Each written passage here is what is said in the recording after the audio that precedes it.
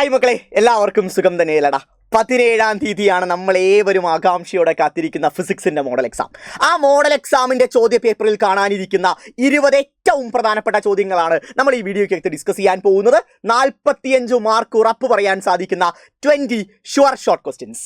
So ആ ചോദ്യങ്ങളിലോട്ട് കടക്കുന്നതിന് മുൻപായിട്ട് എനിക്ക് പറയാനുള്ള ഏറ്റവും പ്രധാനപ്പെട്ട കാര്യം, ഇന്ന് രാത്രി കൃത്യം 7 മണിക്ക് 100 മോസ്റ്റ് ഇമ്പോർട്ടൻറ്റ് ക്വസ്റ്റ്യൻസുമായിട്ട് ഞാനും ജസീൽ സാറും ലൈവിൽ വരുന്നുണ്ട്. നമ്മുടെ സ്വന്തം +2 യൂട്യൂബ് ചാനലിലാണ് ലൈവ് ഉള്ളത്. സോ 7 മണിക്കാണ്. നിങ്ങൾ ആരും മറന്നു പോരുത്. എല്ലാ ചാപ്റ്റേഴ്സിനുമുള്ള previous year questions, NCERT example questions, exercise questions, ഇവയെല്ലാം ചേർത്തിയുള്ള എണ്ണം പറഞ്ഞ 100 ചോദ്യങ്ങളാണ് നിങ്ങളെ കാത്തിരിപ്പുള്ളത്. സോ എല്ലാവരും ഉണ്ടായിരിക്കണം. നിങ്ങൾ മാത്രം വന്നാൽ പോരാ, കേരളത്തിലുള്ള മുഴുവൻ +2 വിദ്യാർത്ഥികളെയും നിങ്ങളാണ് ലൈവിൽ കൊണ്ടുവരേണ്ടത്. ലൈവിൻ്റെ ലിങ്ക് ഓൾറെഡി ഷെഡ്യൂൾഡ് ആണ്. എല്ലാവരും പോയി ലൈക്ക് ചെയ്ത് നോട്ടിഫൈ ചെയ്ത് തന്നെ വെക്കുക, മറന്നു പോരുത് മക്കളെ. റൈറ്റ്, ഇനി നമുക്ക് നമ്മുടെ 20 ചോദ്യങ്ങളിലോട്ട് കിടക്കാം. നമുക്ക് ഉറപ്പിക്കാൻ സാധിക്കുന്ന ക്വസ്റ്റ്യൻസ് ആണ്. പലരുടെയും ഒരു ഡൗട്ടാണ്, സാറേ ഈ കഴിഞ്ഞ ക്രിസ്മസ് എക്സാമിന് ചോദിച്ച ചോദ്യങ്ങൾ അതേപടി മോഡൽ എക്സാമിന് റിപ്പീറ്റ് ചെയ്യുമോ എന്ന കാര്യം. സോ മേ ബി ചിലപ്പോഴൊക്കെ റിപ്പീറ്റ് ചെയ്യാം, പക്ഷേ മെജോറിറ്റിയും റിപ്പീറ്റ് ചെയ്യാനുള്ള പോസിബിലിറ്റി കമ്പാരിറ്റീവ്ലി കുറവാണ്. അത് തീർത്തും പഠിക്കേണ്ട എന്നല്ല, അതെല്ലാം നിങ്ങൾ പഠിക്കണം, പക്ഷെ അത് റിപ്പീറ്റ് ചെയ്യാനുള്ള പ്രോബബിലിറ്റി കമ്പാരിറ്റീവ്ലി കുറവാണ്. സോ അതൊക്കെ കൺസിഡർ ചെയ്തിട്ടാണ് ഈ 20 ഏറ്റവും പ്രധാനപ്പെട്ട ചോദ്യങ്ങൾ നിങ്ങൾക്ക് വേണ്ടി ഞാൻ കാത്തുവച്ചിരിക്കുന്നത്. സോ ഇതെല്ലാവരും ഇരുന്ന് പഠിക്കണം. ഇത് മാത്രം പഠിക്കാനല്ല പറയുന്നത്, മറിച്ച് ഇത് പഠിച്ചിട്ട് ബാക്കിയുള്ള ചോദ്യങ്ങൾ പഠിക്കാൻ വേണ്ടിയിട്ടാണ് ഞാൻ പറയുന്നത്. സോ ഗൈസ്, നമ്മൾ മുന്നോട്ട് പോകാൻ പോവാണ്. 20 ക്വസ്റ്റ്യൻസ്. റൈറ്റ്, അതിൽ ആദ്യത്തെ ചോദ്യം എന്ന് പറഞ്ഞാൽ നമുക്ക് എല്ലാവർക്കും അറിയാം, നമ്മുടെ സ്വന്തം ഒന്നാമത്തെ ചാപ്റ്ററായ ഇലക്ട്രിക് ചാർജ് ആൻഡ് ഫീൽഡ്സ് എന്നുള്ള ചോദ്യമാണ്. അതിനകത്ത് ഒട്ടനവധി ഡെറിവേഷൻസ് ഉണ്ട്. പക്ഷെ അതിൽ നിങ്ങൾ ഏറ്റവും കൂടുതൽ പ്രാധാന്യം കൊടുക്കേണ്ടത് 2 ഡെറിവേഷൻസിനാണ്. അതിൽ ഏറ്റവും ഫസ്റ്റ് പ്രയോറിറ്റി കൊടുക്കുന്ന ഡെറിവേഷൻ എന്ന് പറഞ്ഞു വെച്ചാൽ, ഒരു സ്ട്രെയിറ്റ് ചാർജ്ഡ് വയർ മൂലമുള്ള ഇലക്ട്രിക് ഫീൽഡ് ഇന്റൻസിറ്റി കണ്ടുപിടിക്കുക. ഗോസസ് ലോന്റെ അപ്ലിക്കേഷൻ ഓറിയന്റഡ് ആയിട്ടുള്ള ക്വസ്റ്റൻ ആണ്. അതിനകത്ത് 3 അപ്ലിക്കേഷൻസ് ഉണ്ട്. അതിൽ ഏറ്റവും കൂടുതൽ റിപ്പീറ്റ് ചെയ്ത് ചോദിക്കുന്നത് ഈ ഒരു അപ്ലിക്കേഷൻ ആണ്. സോ ഇതിന് ഇമ്പോർട്ടൻസ് കൊടുക്കുക. അതിനുശേഷം നെക്സ്റ്റ് വൺ എന്ന് പറഞ്ഞു വെച്ചാൽ ടോർക്കിന്റെ ഡെറിവേഷൻ ആണ്. അത് പരീക്ഷയിൽ വളരെ വളരെ വളരെ ഇമ്പോർട്ടൻ്റ് ആണ്. ആക്സിയലിനേക്കാളും ഇക്വിറ്റോറിയലിനേക്കാളും കൂടുതൽ ക്വസ്റ്റ്യൻ പേപ്പേഴ്സിൽ റിപ്പീറ്റ് ചെയ്ത് കണ്ടുവരുന്ന ടോർക്കിന്റെ ഡെറിവേഷൻ ആണ്. സോ ഇതെന്തായാലും മനസ്സിരുത്തി പഠിക്കണം. ആ ഫൈനൽ എക്സ്പ്രഷൻ ഉണ്ടല്ലോ, tau equal to PE sin θ അല്ലെങ്കിൽ P ക്രോസ് E. അതിന് പുറമെ ഏത് ആംഗിളിലാണ് ടോർക്ക് മാക്സിമം, ഏത് ആംഗിളിലാണ് ടോർക്ക് മിനിമം, എപ്പോഴാണ് സ്റ്റേബിൾ ഇക്വിലിബ്രിയം, എപ്പോഴാണ് അൺസ്റ്റേബിൾ ഇക്വിലിബ്രിയം എന്ന കാര്യം നിങ്ങൾ തിരിച്ചറിയണം. സോ ഈ 2 ഡെറിവേഷൻസിന് കൂടുതൽ ഇമ്പോർട്ടൻസ് കൊടുക്കുക.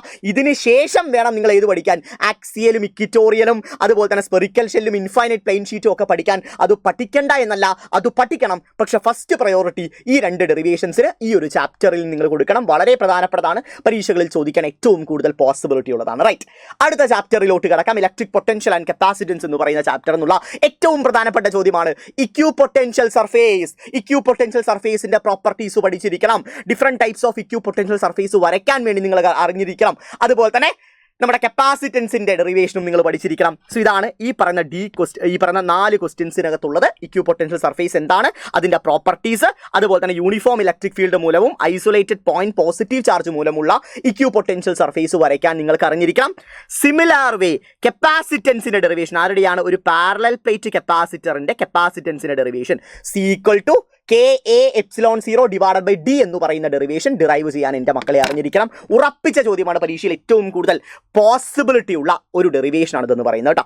അടുത്തത് ആ ചാപ്റ്ററിൽ നിന്ന് തന്നെ അടുത്തൊരു ചോദ്യമാണ് കപ്പാസിറ്റേഴ്സിന്റെ parallel and series കോമ്പിനേഷന്റെ derivation.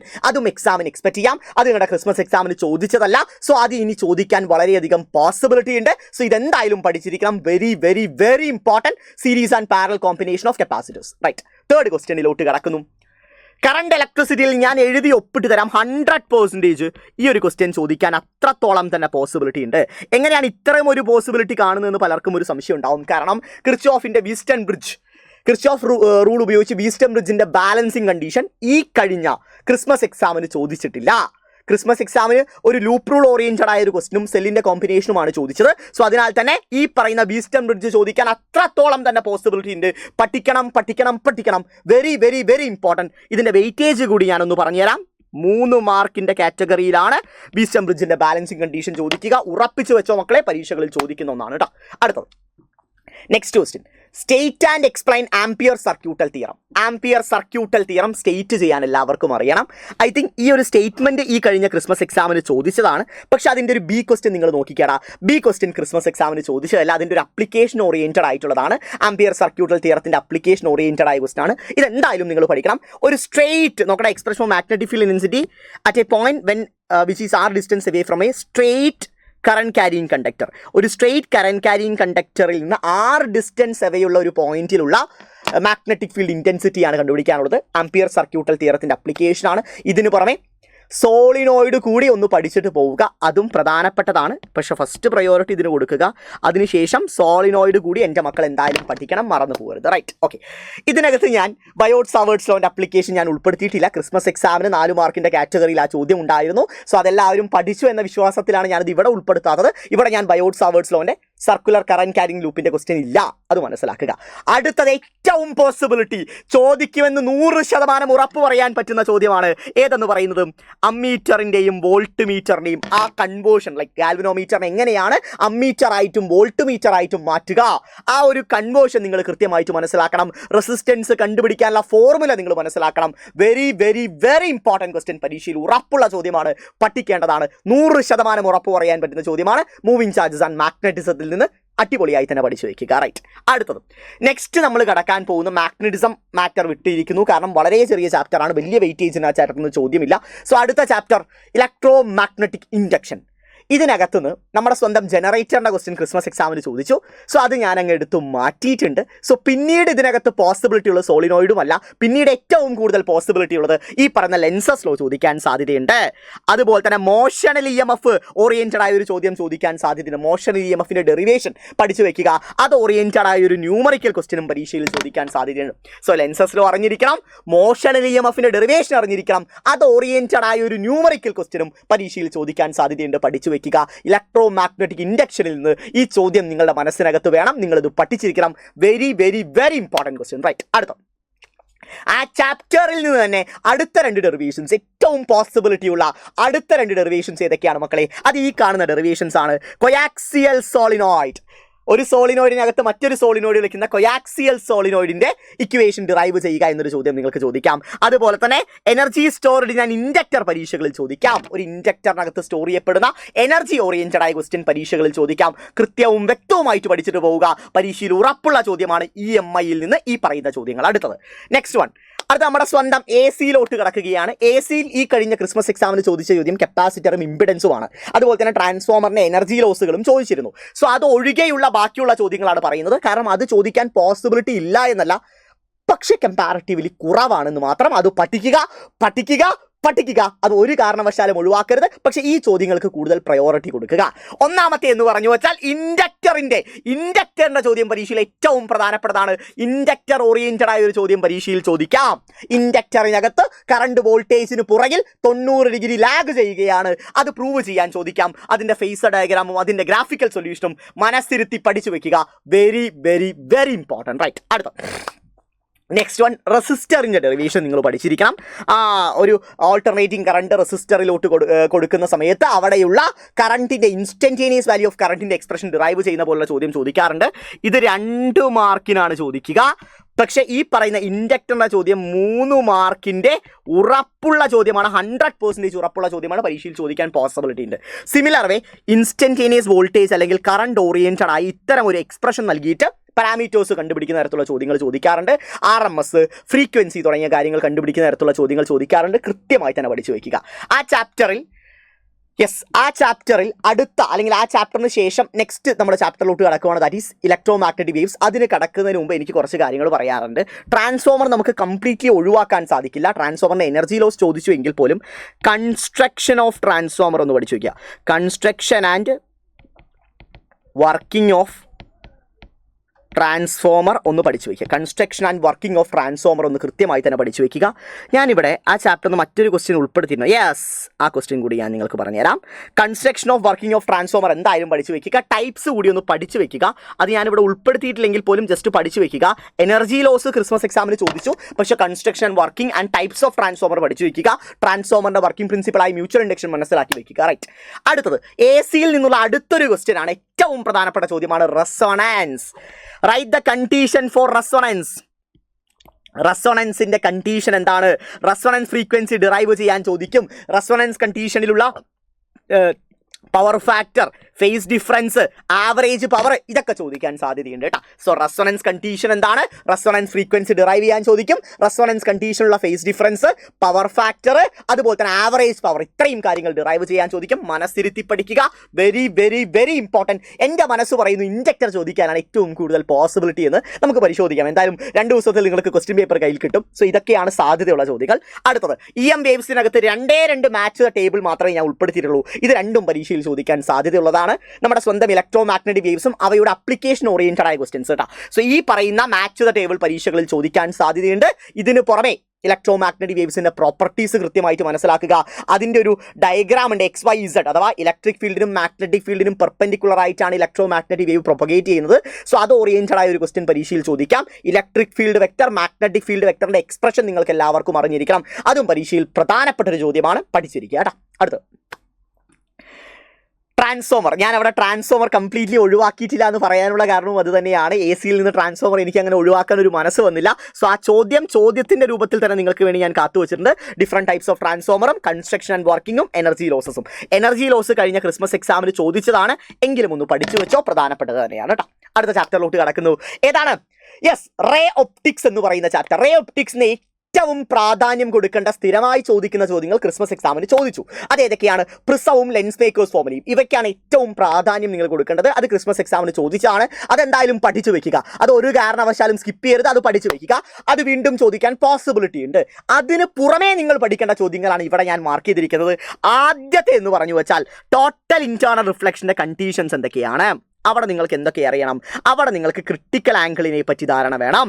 Total internal റിഫ്ലക്ഷന്റെ conditions പറയുമ്പോൾ ഏത് മീഡിയത്തിൽ നിന്ന് ഏത് മീഡിയത്തിലോട്ട് പോകണം, ആംഗിൾ ഓഫ് ഇൻസിഡൻസ് ക്രിട്ടിക്കൽ ആംഗിളിനേക്കാളും കൂടുതലായിരിക്കണം, റൈറ്റ്? അങ്ങനെയുള്ള കാര്യങ്ങളാണ് നിങ്ങൾ അറിഞ്ഞു വെക്കേണ്ടത്. അതുപോലെ തന്നെ റിഫ്രാക്റ്റീവ് ഇൻഡെക്സും ക്രിട്ടിക്കൽ ആംഗിളും തമ്മിലുള്ള റിലേഷൻഷിപ്പ് അതെല്ലാവർക്കും അറിഞ്ഞിരിക്കണം. ആ ഒരു കുഞ്ഞു ഡെറിവേഷൻ ഒന്ന് പഠിച്ചു വെക്കുക കേട്ടോ. റേ ഒപ്റ്റിക്സ് എന്നുള്ള കാര്യമാണ് പറയുന്നത്. അടുത്തത് derive the equation of refraction of single spherical surface, അല്ലെങ്കിൽ ഇതിനെ പറയുന്ന പേര് കേർവ്ഡ് സർഫേസ് ഫോർമുല എന്ന് പറയും. ശരിയല്ലേ? Curved surface formula, curved surface formula. ഇത് 3 മാർക്കിന് പരീക്ഷകളിൽ ചോദിക്കാൻ സാധ്യതയുള്ള പ്രധാനപ്പെട്ട ചോദ്യമാണ്. Curved surface formula very very very important. പ്രിസത്തിനും ലെൻസ് മേക്കേഴ്സ് ഫോർമുലയ്ക്കും പുറമെയാണ് ഞാൻ ഈ പറയുന്ന ക്വസ്റ്റ്യൻസ് പറയുന്നത്. ഇത് പഠിക്കേണ്ടതാണ്. So curved surface formula very very very important, പരീക്ഷകളിൽ ചോദിക്കാറുണ്ട്. അതിനുശേഷം കോമ്പിനേഷൻ ഓഫ് ലെൻസ് ഓറിയന്റഡ് ആയ ക്വസ്റ്റ്യൻ പരീക്ഷകളിൽ ചോദിക്കാം. 1/f = 1/f1 + 1/f2 നമ്മൾ ഡിറൈവ് ചെയ്യുന്നില്ലേ, ആ കോമ്പിനേഷൻ ഓഫ് ലെൻസ് ഓറിയന്റഡ് ആയ ക്വസ്റ്റ്യൻ പരീക്ഷയിൽ ചോദിക്കാം. ഇത് 3 മാർക്കിന്റെ ക്വസ്റ്റ്യൻ ആണ്. ഇത് 3 മാർക്കിന്റെ ക്വസ്റ്റ്യൻ ആണ്. പരീക്ഷയിൽ ഏറ്റവും കൂടുതൽ പ്രാധാന്യം നിങ്ങൾ കൽപ്പിക്കേണ്ട ചോദ്യമാണ്. ഇതിനുശേഷം ഒപ്റ്റിക്കൽ ഇൻസ്ട്രുമെന്റ്സ് ആണ്. ഒപ്റ്റിക്കൽ ഇൻസ്ട്രുമെന്റ്സിനകത്ത് ഏറ്റവും പ്രധാനപ്പെട്ടത് സിമ്പിൾ മൈക്രോസ്കോപ്പിന്റെ ആ ഇമേജ് ഫോർമേഷനും അതിൻ്റെ മാഗ്നിഫിക്കേഷനും അതുകൂടി മനസ്സിലാക്കണേ. സിമ്പിൾ മൈക്രോസ്കോപ്പിന്റെ മാഗ്നിഫിക്കേഷനും ഇമേജ് ഫോർമേഷനും പഠിക്കുക. അതുപോലെ തന്നെ ലിമിറ്റേഷൻസ് ഓഫ് സിമ്പിൾ മൈക്രോസ്കോപ്പ് മനസ്സിലാക്കി വയ്ക്കുക. റൈറ്റ്? ഇത് വളരെ ഇമ്പോർട്ടൻ്റ് ആണ്, പരീക്ഷകളിൽ ചോദിക്കാറുണ്ട്. ഈ ലിമിറ്റേഷൻസിന്റെ അടിസ്ഥാനത്തിൽ സിമ്പിൾ മൈക്രോസ്കോപ്പിന്റെ മാത്രമല്ല കോമ്പൗണ്ടിന്റെ ലിമിറ്റേഷൻസ് കൂടി നിങ്ങൾ പഠിച്ചു വയ്ക്കുക. കോമ്പൗണ്ട് മൈക്രോസ്കോപ്പിന്റെ ലിമിറ്റേഷൻസ് അല്ല, യെസ്, കോമ്പൗണ്ട് മൈക്രോസ്കോപ്പിന്റെ ലിമിറ്റേഷൻസ് പഠിച്ചു വയ്ക്കുക. അല്ലെങ്കിൽ യെസ്, അത് മതി, അത്ര മതി. പിന്നെ ടെലിസ്കോപ്പ് ആണല്ലോ, ടെലിസ്കോപ്പിലോട്ട് നമുക്ക് കടക്കാം, ടെൻഷൻ വേണ്ട, ടെലിസ്കോപ്പിലോട്ട് നമുക്ക് കടക്കാം. ജസ്റ്റ് കോമ്പൗണ്ട് മൈക്രോസ്കോപ്പിന്റെ ലിമിറ്റേഷൻസ് നിങ്ങൾ പഠിച്ചു വയ്ക്കുക. വളരെ ഇമ്പോർട്ടൻ്റ് ആണ്, പരീക്ഷകളിൽ ചോദിക്കാറുണ്ട്. ജസ്റ്റ് സിമ്പിൾ മൈക്രോസ്കോപ്പ് എന്ന് വെച്ചാൽ അതിന് മാഗ്നിഫിക്കേഷൻ കമ്പാരിറ്റീവ്ലി കുറവാണ്. സോ ആ കാര്യം നിങ്ങൾ അറിഞ്ഞു വെച്ചാൽ മതി. That's it. അടുത്തലോട്ട് കടക്കുന്നു. Next one.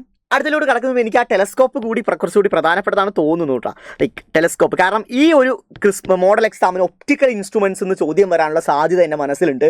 കാരണം സ്ഥിരമായി ചോദിക്കുന്ന പ്രിസവും ലെൻസ് മേക്കേഴ്സ് ഫോർമുലയും ചോദിച്ചില്ലെങ്കിൽ അങ്ങനെ ഒരു സാധ്യതയാണ് ഞാൻ കാണുന്നത്. പിന്നെ കൂടുതൽ അവർ ശ്രദ്ധ ഊന്നുന്നത് ഒപ്റ്റിക്കൽ ഇൻസ്ട്രുമെന്റ്സിലോട്ടായിരിക്കും. അഥവാ simple microscope, compound microscope, telescope തുടങ്ങിയവയ്ക്കാണ് കൂടുതൽ ഞാനൊരു ഇമ്പോർട്ടൻസ് കാണുന്നത്. അതിനകത്ത് റിഫ്രാക്റ്റിംഗ് ടെലിസ്കോപ്പ്, ഇവിടെ ഞാൻ പറഞ്ഞതിൽ ചെറിയൊരു മാറ്റമുണ്ട്. കോമ്പൗണ്ട് മൈക്രോസ്കോപ്പിൻ്റെ ലിമിറ്റേഷൻസ് അല്ല, റിഫ്രാക്റ്റിംഗ് ടൈപ്പ് ഓഫ് ടെലിസ്കോപ്പ് ഉണ്ടല്ലോ, സോ അതിൻ്റെ ലിമിറ്റേഷൻസ് കൃത്യമായി തന്നെ നിങ്ങൾ പഠിച്ചു വയ്ക്കുക. അതുപോലെ തന്നെ ഈ പറയുന്ന റിഫ്ലക്റ്റിംഗ് ടൈപ്പ് ഓഫ് ടെലിസ്കോപ്പിൻ്റെ അഡ്വാൻറ്റേജസ് ഒന്ന് പഠിച്ചു വയ്ക്കുക. അതൊക്കെ പരീക്ഷകളിൽ ചോദിക്കാൻ സാധ്യതയുണ്ട്. ഒപ്റ്റിക്കൽ ഇൻസ്ട്രുമെന്റ്സിൽ നിന്ന് ഇത്തവണ ചോദ്യം ചോദിക്കുമെന്നാണ് എൻ്റെ മനസ്സ് പറയുന്നത്. അത് കൂടുതൽ ശ്രദ്ധ ഊന്നി വെക്കുക. അതിന് പുറമെ curved surface formula, similar way combination of lens, ഇത്രയും കാര്യങ്ങളൊന്നും പഠിക്കണം, മറന്നു പോരുത്, ഇമ്പോർട്ടൻ്റ് ആണ്. റൈറ്റ്? അടുത്തത് വേവ് ഒപ്റ്റിക്സിൽ നിന്ന് കഴിഞ്ഞ ചോദ്യ പേപ്പറിൽ refraction of plane wave front ആണ് ചോദിച്ചത്. ഇത്തവണ എൻ്റെ മനസ്സ് പറയുന്നു അത് റിഫ്ലക്ഷൻ തന്നെയാണ് ചോദിക്കുക. ആംഗിൾ ഓഫ് ഇൻസിഡൻസും ആംഗിൾ ഓഫ് റിഫ്ലക്ഷനും തമ്മിലുള്ള relationship, that means reflection oriented ആയ ക്വസ്റ്റ്യൻ പരീക്ഷയിൽ ചോദിക്കും, റിഫ്ലക്ഷൻ്റെ ഡെറിവേഷൻ പരീക്ഷയിൽ ചോദിക്കും എന്നാണ് എൻ്റെ മനസ്സ് പറയുന്നത്. സോ ഇത് കൃത്യമായി പഠിച്ചു വയ്ക്കുക. അത് ഓറിയന്റഡ് ആയ ബാക്കിയുള്ള കാര്യങ്ങൾ ഹൈഗൻസ് പ്രിൻസിപ്പിൾ ആണെങ്കിലൊക്കെ കൃത്യമായി പഠിച്ചു വയ്ക്കുക. വേവ് ഒപ്റ്റിക്സിനുള്ള ഏറ്റവും പ്രധാനപ്പെട്ട ചോദ്യമാണ്, മനസ്സിരുത്തി പഠിക്കേണ്ടതാണ്. അടുത്ത ഡ്യുവൽ നേച്ചറിലോട്ട് കിടക്കുന്നു. ഡ്യുവൽ നേച്ചറിനകത്ത് ഐൻസ്റ്റീൻ്റെ ഫോട്ടോ ഇലക്ട്രിക് ഇക്വേഷൻ എന്തായാലും നിങ്ങൾക്ക് അറിഞ്ഞിരിക്കണം. ഒരു കാരണവശാലും മറന്നു പോരുത്. ഐൻസ്റ്റീൻ്റെ ഫോട്ടോ ഇലക്ട്രിക് ഇക്വേഷൻ അത്രത്തോളം തന്നെ പ്രധാനപ്പെട്ടതാണ്. h nu = 5 0 + k മാക്സിമം എന്ന് പറയുന്ന ഇക്വേഷൻ പഠിച്ചു വെക്കുക. അതുപോലെ തന്നെ ഈ ഒരു ഗ്രാഫ്, മറ്റേത് ഗ്രാഫ് നിങ്ങൾ പഠിച്ചില്ലെങ്കിലും ഈ ഒരു ഗ്രാഫ് നിങ്ങൾ ഉറപ്പായും പഠിക്കുക, മനസ്സിലങ്ങ് ഉറപ്പിച്ച് വെക്കുക. Very very very important, right? അഥവാ സ്റ്റോപ്പിംഗ് പൊട്ടൻഷ്യലും ഫ്രീക്വൻസിയും ഓറിയൻറ്റഡ് ആയ ഗ്രാഫ്, അതിൽ നിന്ന് ത്രെഷോൾഡ് ഫ്രീക്വൻസി മാർക്ക് ചെയ്യാനും ചോദിക്കാറുണ്ട്. കൃത്യമായി പഠിക്കുക. Then Einstein photo electric equation oriented ആയ കാര്യമാണ് അടുത്തൊരു സി ക്വസ്റ്റൻ ആയിട്ട് കൊടുത്തിരിക്കുന്നത്. ഇൻസിഡൻറ്റ് റേഡിയേഷൻ്റെ ഫ്രീക്വൻസി എന്ന് പറഞ്ഞാൽ ത്രെഷോൾഡ് ഫ്രീക്വൻസിയേക്കാളും കുറവാണെങ്കിൽ അവിടെ ഫോട്ടോ ഇലക്ട്രിക് എമിഷൻ നടക്കില്ല എന്ന് പ്രൂവ് ചെയ്യാൻ ചോദിക്കാറുണ്ട്. കഴിഞ്ഞ ലൈവുകളിലൊക്കെ ഡിസ്കസ് ചെയ്ത ചോദ്യമാണ്. സോ അതെങ്ങനെയാണ് പ്രൂവ് ചെയ്യാന്ന് വെച്ചാൽ നമുക്ക് എല്ലാവർക്കും അറിയാം, ഇൻസിഡൻറ്റ് ലൈറ്റിൻ്റെ ഫ്രീക്വൻസി ത്രെഷോൾഡ് ഫ്രീക്വൻസിയേക്കാളും കുറവാണെങ്കിൽ കൈനറ്റിക് എനർജി നെഗറ്റീവ് ആയിരിക്കും, റൈറ്റ്? നമുക്കറിയുന്ന കാര്യമാണ്. അപ്പോൾ ഫോട്ടോ ഇലക്ട്രിക് എമിഷൻ നടക്കില്ല. അത് ഓറിയൻറ്റഡ് ആയ ഒരു ന്യൂമറിക്കൽ കൂടിയുണ്ട്, അതും കൃത്യമായി പഠിക്കണം. ഏറ്റവും കൂടുതൽ പ്രീവിയസ് ഇയർ ക്വസ്റ്റ്യൻ പേപ്പേഴ്സിൽ ചോദിച്ച ന്യൂമറിക്കൽ ഇത് തന്നെയാണ്. സോ അതിനാണ് ഞാൻ കൂടുതൽ പ്രാധാന്യം കൽപ്പിക്കുന്നത്. ഇത് കൃത്യമായി തന്നെ പഠിച്ചു വെക്കുക. Very very very important, right? അടുത്ത നമ്മുടെ സ്വന്തം ന്യൂക്ലിയയും അതുപോലെ തന്നെ ഞാൻ ആറ്റംസും ഞാൻ സ്കിപ്പ് ചെയ്തിട്ടുണ്ട്, ഒഴിവാക്കിയിട്ടുണ്ട്. കാരണം വെയിറ്റേജ് കമ്പാരിറ്റീവ്ലി കുറവായതുകൊണ്ടാണ് അതെടുത്ത് ഒഴിവാക്കിയിരിക്കുന്നത്. സോ ബാക്കിയുള്ള കാര്യങ്ങൾക്കാണ് നമ്മൾ കൂടുതൽ ശ്രദ്ധ കൊടുക്കേണ്ടത്. സോ അതിനാൽ തന്നെ നമ്മുടെ സ്വന്തം സെമി കണ്ടക്ടേഴ്സ് ഓറിയൻറ്റഡ് ആയ ലാസ്റ്റ് ക്വസ്റ്റൻ ആണ് നിങ്ങൾ കാണുന്നത്. ഫുൾ വേവ് റെക്ടിഫയർ കൃത്യമായി തന്നെ പഠിച്ചു വെക്കുക. അതിൻ്റെ ഔട്ട്പുട്ട് വേവ് ഫ്രണ്ടും എല്ലാം, ഔട്ട്പുട്ട് വേവും എല്ലാം നിങ്ങൾ പഠിക്കണം. ദാറ്റ്സ് ഇത്രയും ചോദ്യങ്ങൾ, 20 ചോദ്യങ്ങൾ. ഇവയ്ക്ക് കൂടുതൽ ഊന്നൽ കൊടുക്കുക, ഇവ കൃത്യമായി പഠിക്കുക. ഇവയുടെ ഉത്തരം എവിടെ കിട്ടുമെന്നായിരിക്കും മനസ്സിൽ അടുത്ത ചോദ്യം ഉണ്ടാവുക. ഇന്നത്തെ 100 ക്വസ്റ്റ്യൻസിനകത്ത് ഇതിൻ്റെ എല്ലാത്തിൻ്റെയും ആൻസേഴ്സ് വിശദമായി ഇൻഡെപ്ത് ആയിട്ട് നമ്മൾ ഡീൽ ചെയ്യും. ഒരു സംശയവും നിങ്ങൾക്ക് വേണ്ട. നിങ്ങൾ എല്ലാവരും കൃത്യസമയത്ത് വന്നാൽ മാത്രം മതി. ഉഷാറായിട്ട് നമുക്ക് തകർക്കാം മക്കളെ. സോ എല്ലാത്തിൻ്റെയും ഉത്തരമുണ്ടാവും. നിങ്ങൾ കട്ടയ്ക്ക് കൂടെ ഉണ്ടാവണം, ഞങ്ങളും ഉണ്ടായിരിക്കും. ഒരു സംശയം വേണ്ട. ഓൾറെഡി ഷെഡ്യൂൾഡ് ആണ്. ഈ വീഡിയോ വർത്താണെങ്കിൽ ഉറപ്പായും താഴെ കമൻറ്റ് ചെയ്യുക. ഒരു മടിയും കാണിക്കരുത്. So guys, love you all. ഉഷാറാക്കാം.